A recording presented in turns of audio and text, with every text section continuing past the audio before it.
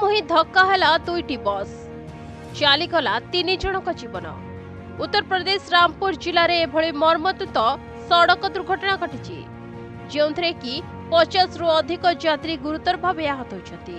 तेबे प्रत्यक्षदर्शी कहवा अनुसार रूट डाइवर्सन जानी न पारि गोटे बस भूल रास्ता चली जाइतिला आउ अन्य दिगरु आसुथिबा बस सह धक्का होइतिला।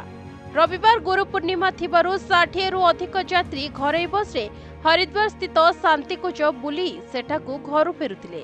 एही समय रे लखनऊ रु आसुथिबा बस टी सीतापुर रु दिल्ली जाउथिला। तेबे मिल्कन नगर थाना अंचल रे उभय दुईटी बस मुहांमुही धक्का होइतिला। दुईटी बस एते जोरे पिटी होइतिला जे चेपा होई छिंचत्र हो जाइछि। तेबे घटना स्थल रे ही 3 जनकर जीवन जाइछि। सेपटे जिलापाल एसपी समेत पुलिस और अग्निशम बाहिनी घटनास्थल रे पहुंची आहतों को उद्धार करी मेडिकल ले भर्ती करथिले।